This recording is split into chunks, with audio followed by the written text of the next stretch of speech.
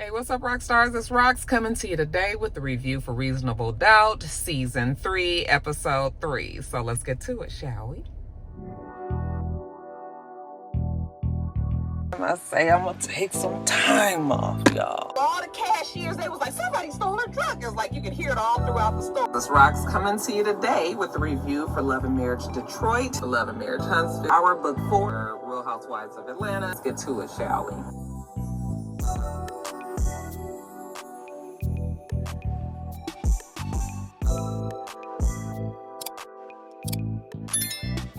All right, you guys, so the show starts where it ended last week, which was with Jax's father showing up at her house. Remember, Lewis was already eyeballing him and staring him down, so you already know that Lewis didn't like the fact that he was there. Jax was thrown off, though, but she was trying to keep up a front. So, he's like, can I come in? She was like, yeah, come on in, And he's just kind of acting like he just talked to her on the phone a couple of days ago. Jax was like, excuse me.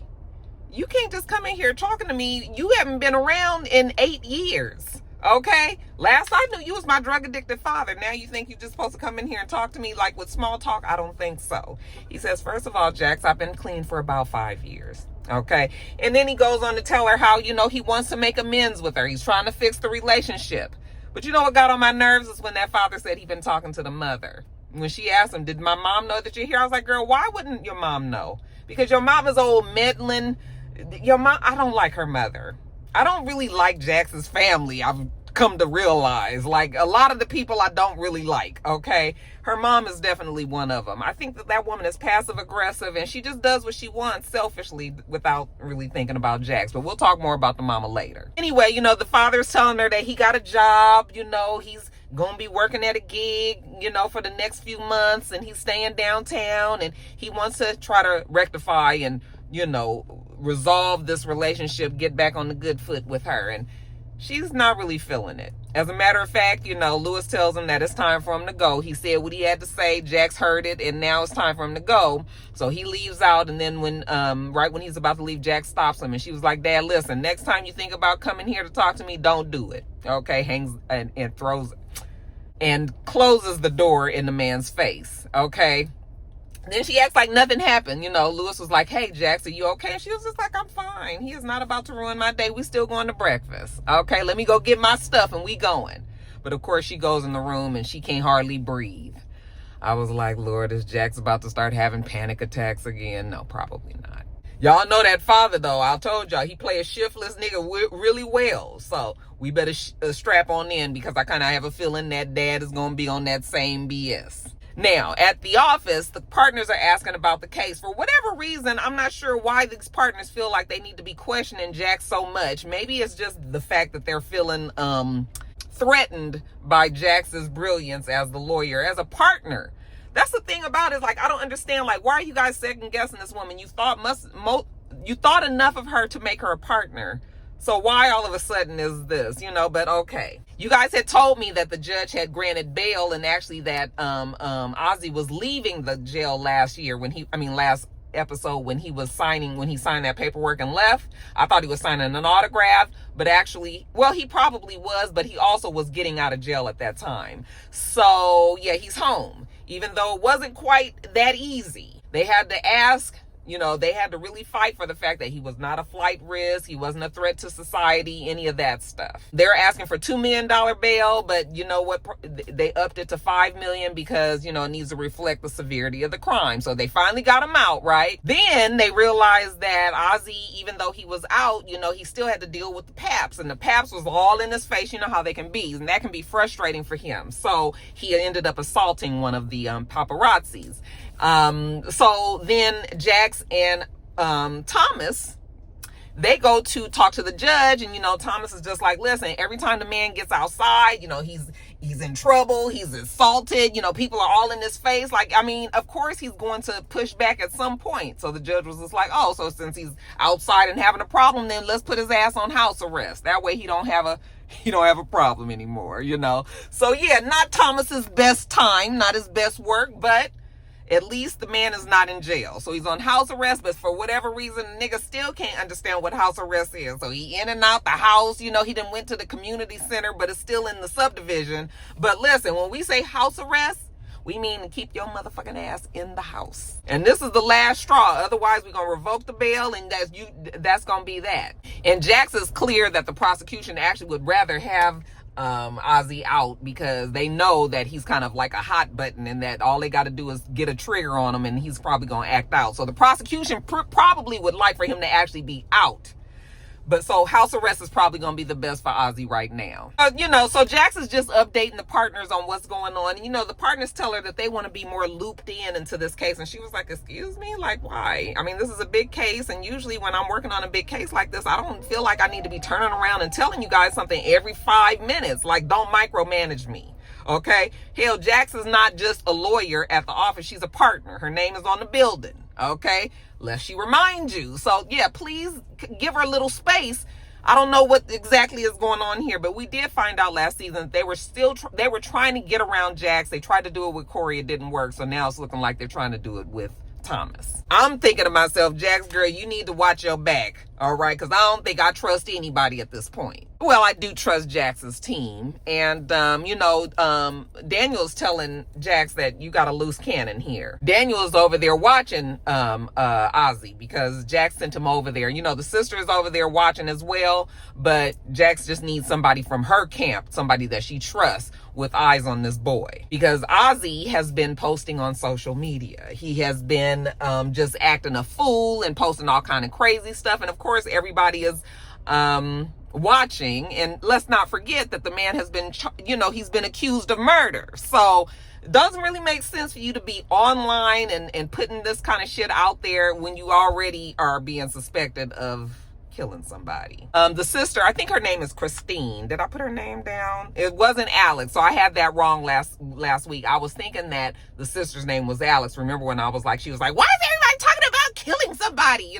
I thought it was Alex, but no, I think her name is Christine or Kristen or something along those lines. So we still at this point don't know who Alex is.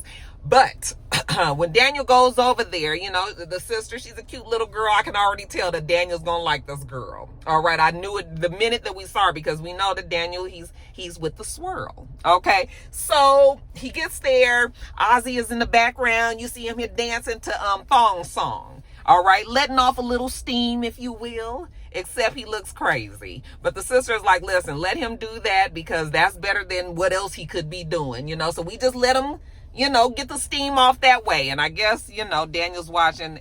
I guess it's not that bad. At least he's not online. Now let's jump over to Jax. We see Jax later on that evening. She's checking in with Lewis. I told you guys that they like to have these little check-ins all the time. And she's just telling them about the partners at the firm. How all of a sudden they're second-guessing her. She's feeling like they are doubting her, or she doesn't really know exactly what's going on there, but she does not like the feeling.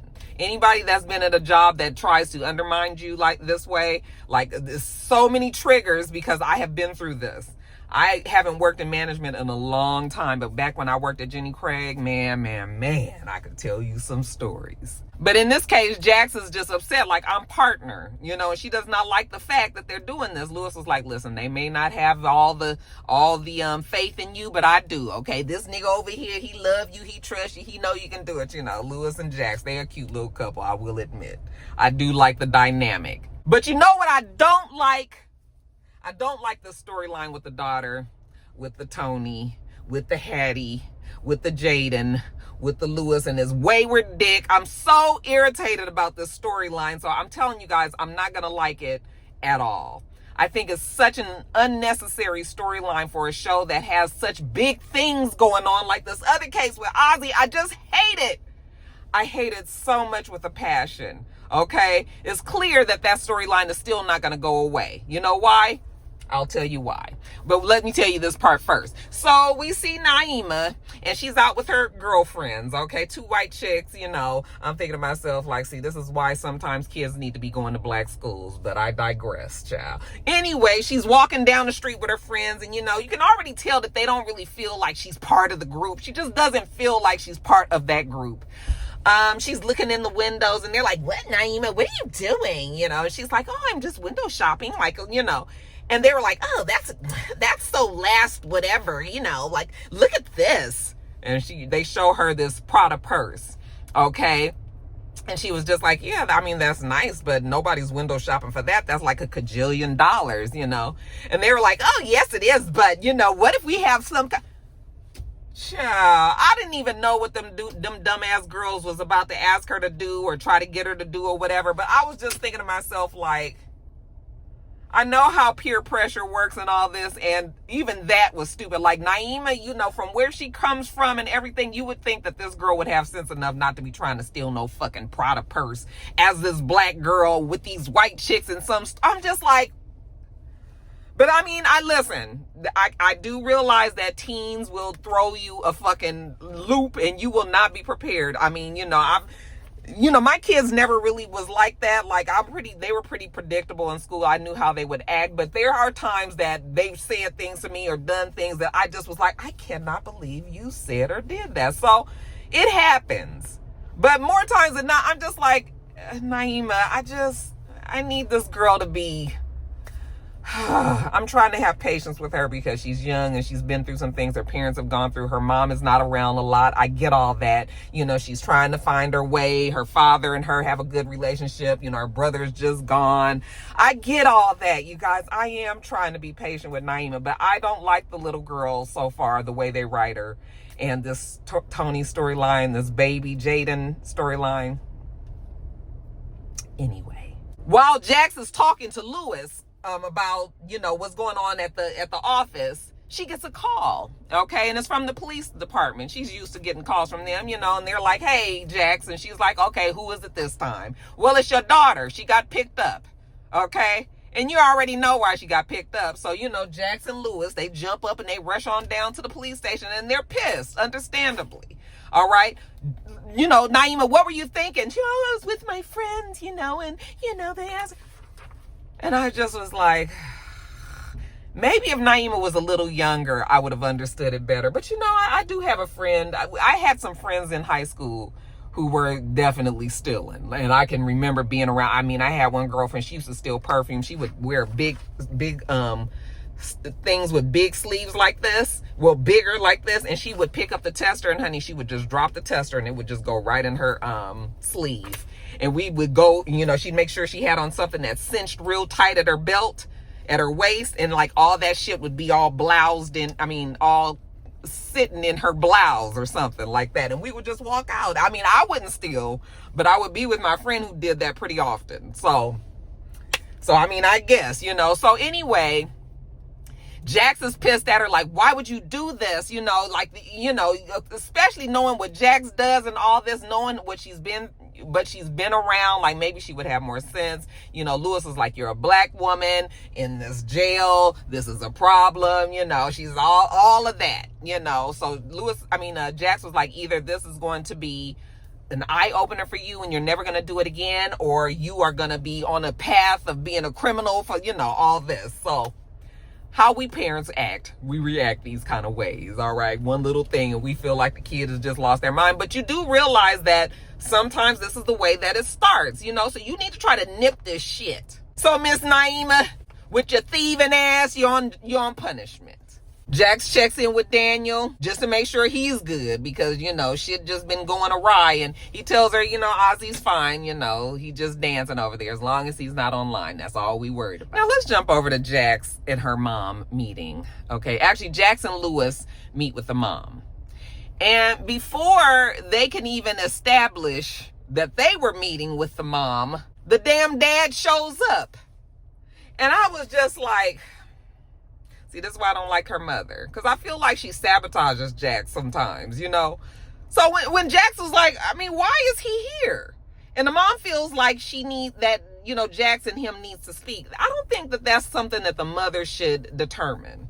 Okay? Jax is not a child anymore. She's a grown woman and she's able to make the decisions whether or not she wants to talk to her father or not. And the fact that her mom is sitting up there feeling like, you know, just because, like, okay, the mom goes on this story about the fact that her boyfriend, remember the boyfriend we met last season?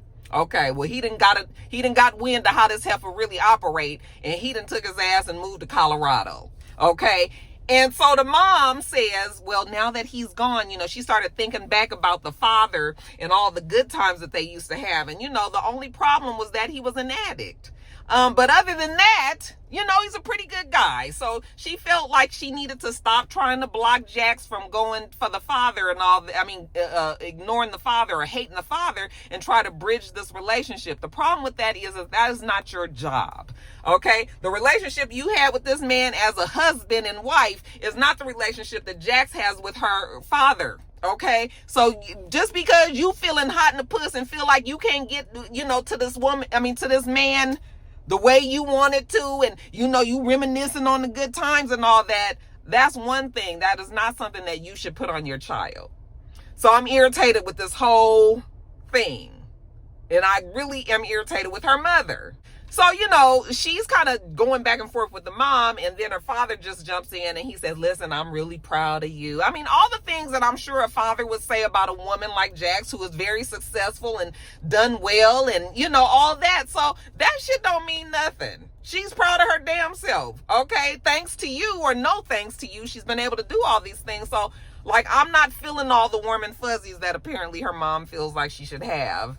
Okay, I don't turn that easily. So I'm feeling mad for Jax. So he asked her not to give up on him though, and this is, I guess, going to be the journey of Jax and her father trying to mend the relationship. Meanwhile, I don't know what to make of Thomas. I think this episode was the episode that they wanted us to say, okay, maybe Thomas is not that bad. Maybe Thomas is going to be on Jax's side. We don't know that yet, but I kind of have a feeling that that's where we're going. So we do see Thomas, though. He's kind of following Jax. Or he's like calling her, and it's weird. He's looking at her from far away. I don't know if she's at her house or at work or wherever. But there was a point where it kind of seemed like he was following. So that's kind of weird, right? Then we see Daniel. He's over there still with Kristen and Azie. And, they're talking, and you can tell that they're about to have some feelings for each other, okay? She's kind of looking at him all googly-eyed, and he's telling her the stories. And again, we know that Daniel likes black girls, and so it's looking like it might be a match made in heaven. I almost thought that they were going to kiss, but then we hear this big crash, and of course, it's Azie. They go rushing there, and Azie is on the ground. What's wrong with him? Daniel asks. Oh, he's overdosed.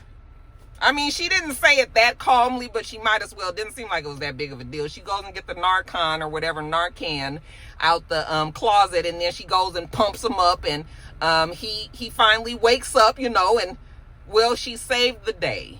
But, excuse me, drug overdose? Did we know anything about this? No, we didn't. Daniel calls Jax, we got a problem. I was like, you think? So everybody rushes over there. When I say everybody, I mean Jax, of course, and also all of his family and his manager and all them, okay? And they're all discussing, what is going on? When did this happen? We thought that he went to rehab and that he was done with drugs and he's been clean all this time and all. And Jax is sitting over there looking like, excuse me, was not nobody gonna tell me that this nigga had a damn drug problem at some point in his life, which means that he still has it? Apparently so, considering the fact that he just overdosed, They're just kind of like, oh shit, they forgot that Jax was even there. Then the therapist comes out, the doctor, therapist, whatever he is, and he's like, Azie's gonna be okay, he just needs to, lay down, get a little rest, and this, that, and the other. And Jax is looking at everybody like, what the fuck? First of all, it's clear that this is not the first time that something like this has happened, okay? And then secondly, what you mean he just need to rest and he gonna be okay? This motherfucker just died on the ground, and his sister had to bring him back with Narcan. Don't you think he should be in a hospital? Jax is like, listen, I do this. I am a criminal attorney. I know that people don't be clean and all kind of shit happens. I can get him the help in an actual hospital. The media won't see it. All this. Nope, that ain't what they want to do. Jax is so frustrated, and I would be frustrated too, because how are you supposed to try this big ass case knowing that they're not telling you the truth, okay? Or they're giving you shit bits and pieces. You can't defend somebody if you don't know the full story. Listen, sometimes, I would imagine that you sometimes even need to tell your defense attorney the entire truth, even if you are guilty. Because the defense lawyer's job is to make everybody think that you're innocent, okay? Yes, we like to think that, you know, all defenders of these people are doing the right thing and these people are all innocent, but the fact of the matter is they aren't always innocent, okay? And I bet you a lot of these huge ass big time lawyers know that, and that's probably why they make so much money. But anyway, getting back to the show. So, you know, after Jax leaves, because she's just like, I can't even deal with y'all right now, you know, we see Daniel is still there and he's still getting close to the sister. And the sister's just sort of like, listen, I'm going to be here to make sure that my brother is okay. Like, you ain't even got to worry. All you got to worry about is do your job. But you don't need to be trying to find out what's going on with the drugs and my brother and all this. I get the drugs for him. I make sure that he gets the good, clean drugs, though, because that's the only way that he's going to get through this whole thing. And it's just sort of like, okay, so his actual family is the one that is providing. You know, you start to get the feeling that the family is just trying to keep this machine going. Azie is fucking burning out and losing his mind and stressed the fuck out and don't trust nobody and doing this, all this. And, you know, Wendy dead, who seemed to be the only person that he really did love. And now he's got Jax, but Jax is, she's coming in under the family. Like I said, they want to make sure that they keep this machine going. He's their money maker. You know, he's the one that keeps everybody living the way that we do. We're going to find out more about that family. And Brandy being the agent and that father, I believe that these two probably will have had an affair or going to be having one. We're going to find out about that soon too. But anyway, so yeah, that's going to be a problem. So anyway, Daniel goes back to the office and you can tell he's thinking about it, you know, everything that just happened. But of course, Daniel is in la la land over this sister. So he goes back to the office and Crystal's there. You know, he's like, is Jax here? And she's like, no. And she, you know, he comes, he sits down, he looks troubled. She's like, what's going on with you? You quiet? You sitting over there? What's going on? You know, so then they scooch together because they're like good friends at work. And he tells her, you know, that he met somebody and he thinks he really likes her, you know, but he doesn't tell her that it is, Azie's sister. He says that it's somebody in his apartment building. But yeah, he, you know, wants to talk to her. What should he do? You know, so Crystal kind of teases him, gives him a little advice and all. But she thinks it's cute. Like, oh my God, you actually really like somebody. Like, isn't this something? She feels like he's in love. He's like, I'm not in love. She's like, yes, you are, but go for it. You know, she's teasing him. Now, let me tell you how people talk about triggers on this show. Jax in this meeting with Kathy and the rest of the partners, bitch, let me tell you. Oh my God. So, you know, we get dropped in on this meeting and Kathy is just finishing up. Kathy is one of maybe the senior lawyers in there, but definitely not partner. She's finishing up what she's doing on her case and telling the partners, and you know, they're all like, good job, Kathy. Okay. Let me tell you also that Kathy is a white woman. Okay. It shouldn't matter, but you know, it always does. So, Jax, what about you? What's going on with the Azie case? You know, she was like, oh, there's a lot of things going on in the case. You know, I want to talk to the partners privately about it. And they were like, well, I mean, we're all sitting here. I mean, this is all considered private, you know, this whole meeting. And so Jax was just like, well, I don't feel like I need to be telling everybody what's going on with my case. Like, that's nothing that I've ever done, and she don't feel like she should be doing it now. Kathy gonna turn around and fix her mouth to say, Jax, I don't know what makes you think you can do what the fuck you want. To her fucking superior. Jax was like, excuse me? She was about to say it again. She said, honey, that was not a question. That was a damn, like, response to the fact that I am your fucking senior. I mean, she was not cursing. I am cursing because that shit had me heated. But she was just like, I am your superior. And it's funny that you think that you can talk to me like that, you know. And then she looks at the partners like, I know you guys not gonna let, you know, they're all like, ladies, calm down. I was like, please don't let it be that, because this ain't got nothing to do with the fact that we are ladies. Okay, that bitch is really tripping. They were like, Kathy, you know, you can't talk to Jax like that, and you need to go to HR. Okay, so at least they knew that much. But the way that they kind of was just like, you know, I didn't like that shit, and neither did Jax. So Jax tells him, like, I'm not going to be constantly questioned about what I'm doing in this place. All right? And definitely not going to be doing it at these meetings that you guys seem to feel like I need to be telling you every single thing. If you guys have a damn question, look at the name on this damn firm. The letterhead. Okay? Quit playing in my face like this. Okay, Roxanne, calm down. calm it down. All I can say is, Jax, girl, they need you more than you need them, honey. You can go off and be your own practice. I know that is a whole bunch of fucking work. You know, I know that she would be getting rid of a lot of her assistants. And I mean, I know her team would go with her, but I'm saying, like, that's a lot. But girl, for you to have to deal with this shit all the time, and it's just getting worse, you know? Anyway, Jax goes to Azie's, and she has her friend, the doctor, you know, meet with her. I think, I was looking at my phone, so you guys will have to excuse me. You'll have to give me a little grace. I wasn't sure if this was one of the friends from last season, but I felt like one of her friends from last season was a doctor therapist. So I'm like, is that the same girl? You guys can tell me if it is or not, okay? But anyway, she has her friend that's going to meet with Azie. And, you know, she's not really trusting the therapist doctor that she just talked to that said that he just needs to relax at home. So this therapist goes back there with Azie. And, you know, Azie, he's just sort of like, okay, here we go again. Like, you know, they done sent some doctor, you know, they gonna try to diagnose me with something. He ain't really feeling this, but okay, he'll play along.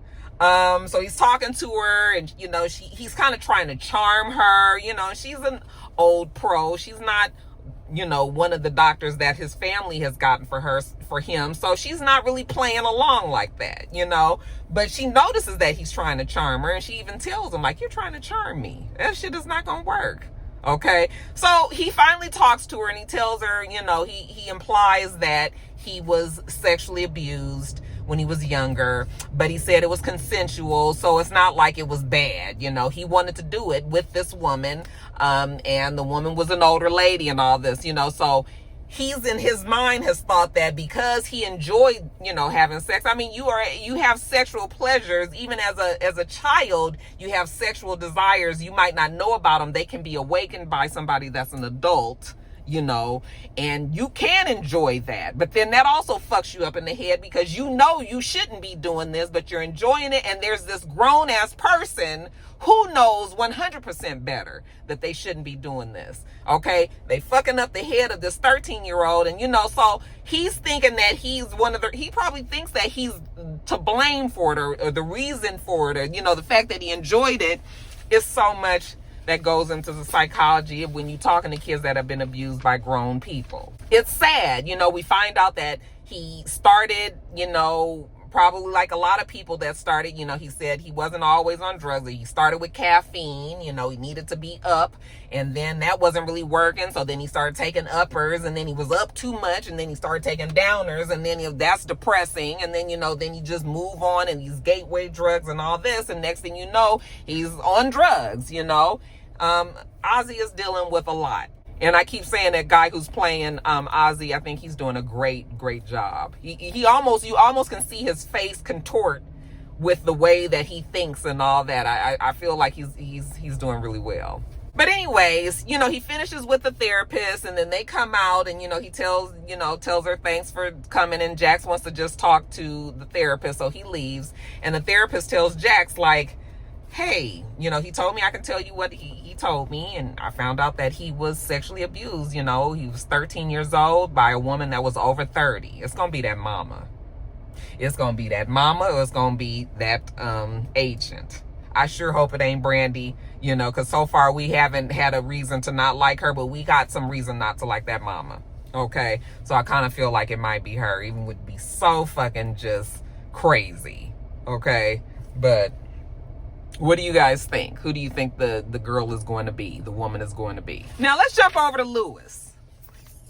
So Lewis is at home with the daughter. Okay, yeah, she's suspended. Remember, 3 days for stealing at school. I mean, they ended up she's suspended for 3 days because they cut school.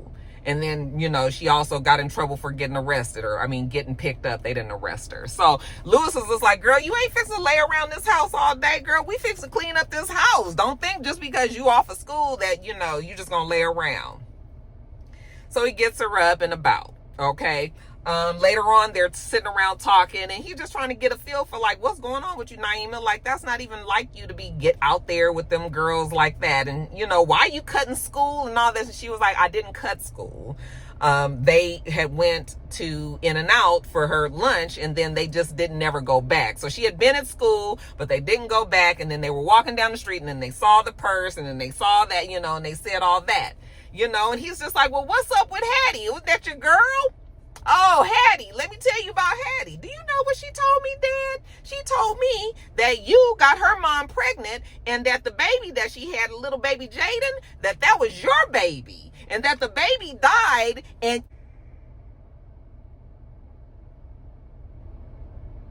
isn't that crazy, Dad, that she would say something to me like that? I had to leave her alone because that's just, bitch is crazy. That's basically what she was saying. And Lewis was so thrown off. Now, I realized that Lewis was thrown off and he did not expect his daughter to say that. So I understand why he was not really knowing what to say at that point. My problem with this whole thing is if you guys was going to be, you guys were this united front, you and Jax last season. Why you didn't tell them damn kids? Okay? I know you was trying to wait, but it just seemed like, if you guys was already like, we accepted that we having this baby, Tony is fully pregnant, Hattie and Naima are best friends, like, why didn't you guys tell these damn kids what the hell what it was then? Now, I know they probably felt like they got saved. That's the bad word to use, but that's the only word I can think of right now. But they probably felt like the fact that the baby died, they didn't have to now tell their kids.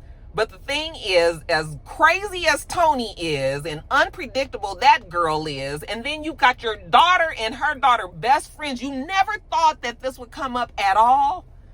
It kills me when I have friends that will say, I don't think the kids know what's going on. Okay, you done been on the phone yelling and screaming and doing whatever, or you've been in the room arguing and fussing with your spouse or something like that, and you will sit there and tell me you don't think your fucking kids heard you? Because the door is closed? What are we smoking? I always be like, girl, they heard everything. They heard everything. Just like I heard when my parents argued. Okay, and my parents argued, and my room was very far from theirs and everything, and I always knew when my parents were arguing. I was young. I was very much under my mom all the time. So I could tell, my dad at the time was an alcoholic back then. So my mom and my dad would be, at it. And I heard it all the time. Like, the kids know, so it just kills me. But anyway, that shit just frustrates me because, no, you don't want your kids to look at you like as a cheater and all this. But them kids was grown enough, you needed to tell them. They were not 8 and 7 and 9 years old, and you can just kind of hope that they didn't. These are fucking high school kids. That Tony thing is going to be my Achilles heel this season. I promise you.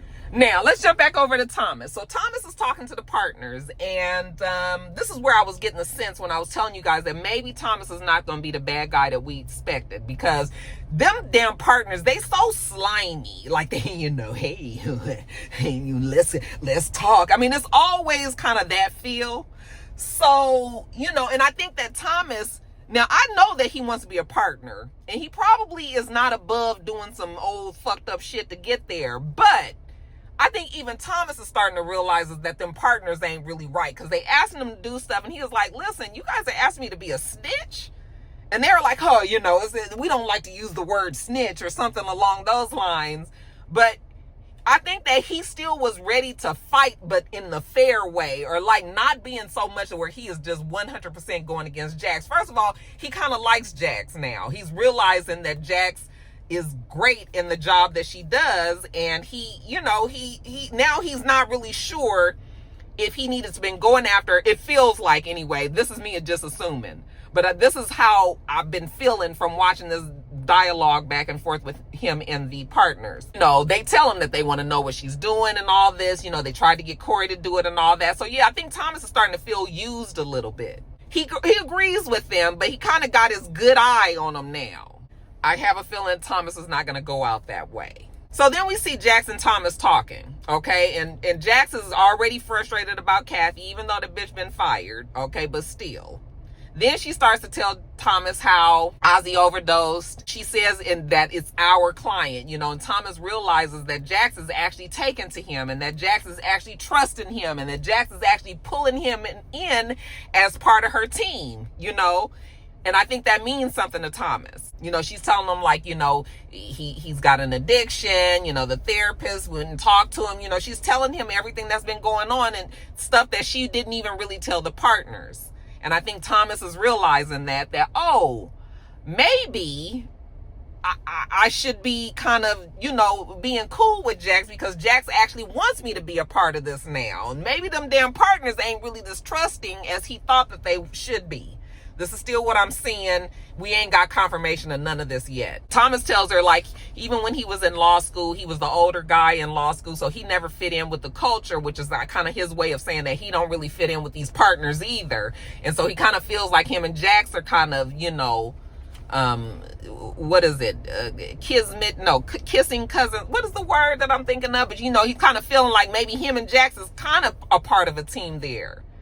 So what you guys see in that exchange with Jax and Thomas? Do you think that Thomas might not be as bad as we thought he was? Because Jax told him that if he plays his cards right, maybe he will become a partner sooner, because Jax is feeling them too.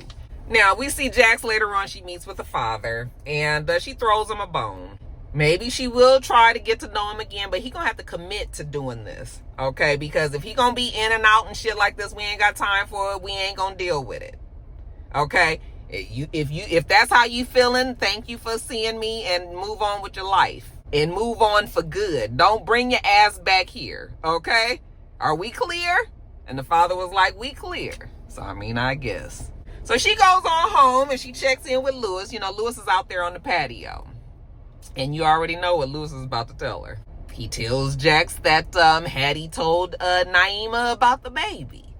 And that the only saving grace that they have right now is that, and that the only reason why she didn't believe Hattie is because there was some serious crazy work, okay? This story, except the story is true. And that's why they should have told her. I'm not even going to go on and on about it. I already told y'all how I felt about it. I'm just sitting there watching the episode like this. Jax is all like, oh, we got to tell him, you know, when should we tell her? We'll tell him when Spencer comes home in 2 weeks. I was like, girl, y'all ain't got 2 weeks. You ain't got 2 weeks. You ought to know how this works. You better tell that girl now and tell Spencer when he bring his ass home. As a matter of fact, she'll probably jump on the phone and call her brother. But you ain't got the 2 weeks. It's just going to make it worse. Lastly, we see Thomas, you know, we see Thomas trying to rush. We see him rushing up to his wife. She's getting home and he's, oh my gosh, that was not Jax. I'm just now realizing that now. You guys probably did already put it in the comments. Should I leave that in or should I take that out? I'm gonna leave it in. You guys are real. That was not Jax that he was following. That was his wife. Child, sometimes when I be doing these videos, I won't realize something until I'm doing the video. And yes, that was the wife. So rewind back. Remember when I said he was following Jax and it was weird? He wasn't following Jax. He was following the wife. Anyway, we see Thomas and he is approaching his wife. You know, she's getting home and he's like, you know, baby, can I talk to you? And she was just like, leave us alone. Okay. And she rushes in the house and she closes the door in his face. So I don't know what Thomas did, but maybe Thomas is not as good a guy as we think, even though I still don't think, I don't think he's a good guy yet anyway, but I'm sure there's more to that story. But, you know, Jax, while she's sitting at home that evening, she's thinking about the case and she comes up with something. So she calls Daniel and she says, Daniel, I was thinking about Azie. I feel like, you know, he probably was around when Wendy was missing. He might not have been the person that like pulled the trigger or something. You know, there's somebody else that was probably there. Somebody that doesn't want to be known. And for whatever reason, Azie ain't telling us. I was thinking that maybe it was another celebrity, you know, somebody that has as much to lose as Azie. But we see Alex, the guy Alex, he actually calls Azie.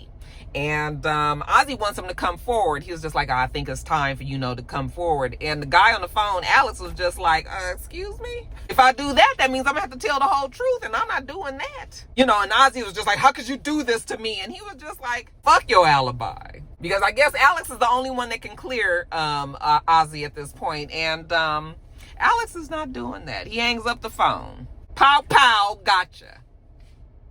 Don't even know what that means. But I guess Alex and Azie does. And that's all that matters, child. So that was it. That was it for the the third episode. Y'all have to let me know what you feel about it. But I'm telling you, oh, the triggers of the triggers of Jax at that job.